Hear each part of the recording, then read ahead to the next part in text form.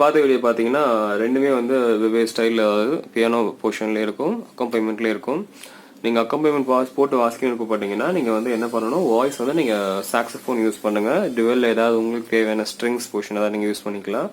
Style வந்து guitar pop use பண்ணுங்கள், tempo 85. ஓகேவா? இது அக்கம்பைன்மெண்ட்டுக்கு. நீங்கள் மேனுவலாக பியானோவில் பண்ணுறீங்கன்னா ஆக்சுவலாக நீங்கள் பண்ணுற மாதிரி பியானோ தெரிஞ்சால் நீங்கள்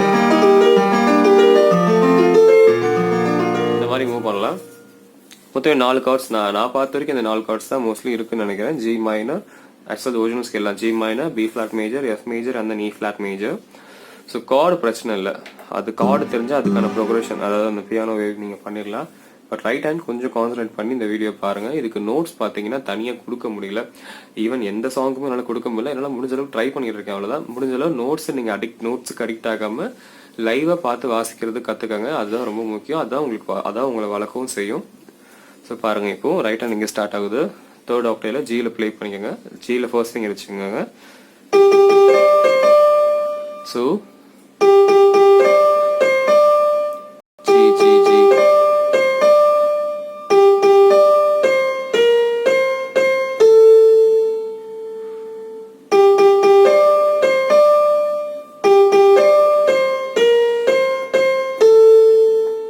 டூ கார்ட்ஸ் வந்துடும். ஓகேவா?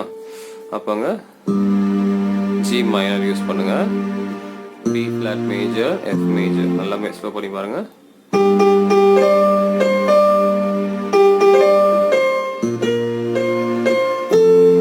ஸோ இங்கே பி ஃபிளாட் வரப்போ நீங்கள் பி ஃபிளாட் மேஜர் கார்டு வாசிக்கணும். ஏ வரப்போ நீங்கள் எஃப் கார்டு வச்சுக்கணும்.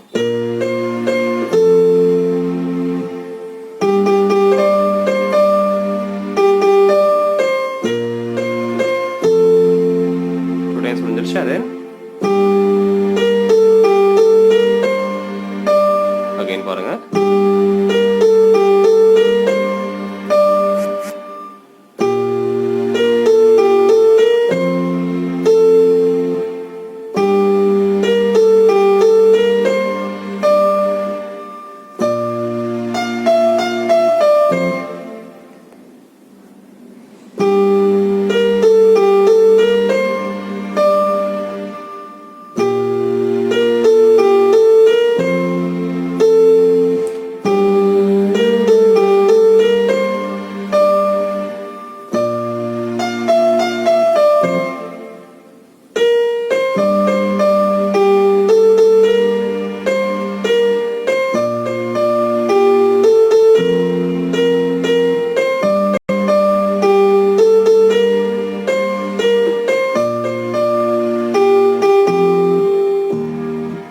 இடம் மட்டும்தான் இ ஃபிளாட் மேஜர் மூவ் ஆகுது. மற்றபடி இந்த 3 கார்ட்ஸ் ரொட்டீனாக வந்துட்டே இருக்கும்.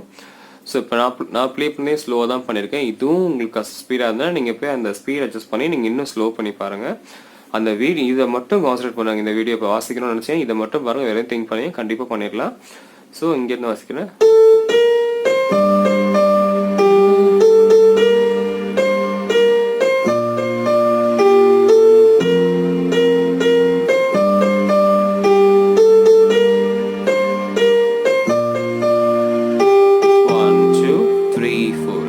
Then again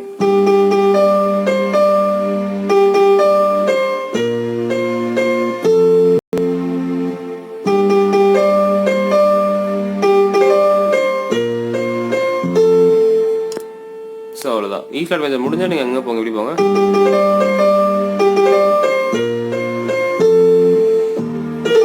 அது சும்மா ஜஸ்ட் ஆட் பண்ணிக்கல. பட் அந்த இடத்துல மட்டும் E flat major வருது. எல்லா இடத்துலயும் E flat major வருமான்னு தெரியல.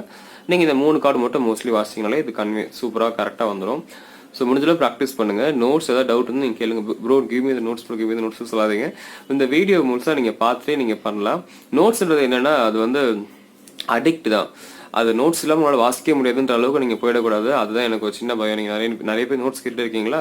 ஸோ இதுக்கு எப்படி சொல்கிறது, லைவாக பார்த்து வாசிக்கிறது தான் உங்களை இம்ப்ரூவும் பண்ணும். அப்போ தான் உங்களுக்கு நோட்ஸ் வந்து இது ஒருத்தவங்களை பார்த்து காப்பி அடிச்சு வாசிக்கிற மாதிரி தான், அந்த லாஜிக் மாதிரி தான் வருது. நீங்கள் நோட்ஸ் கேட்டிங்கன்னா ஓகேவா?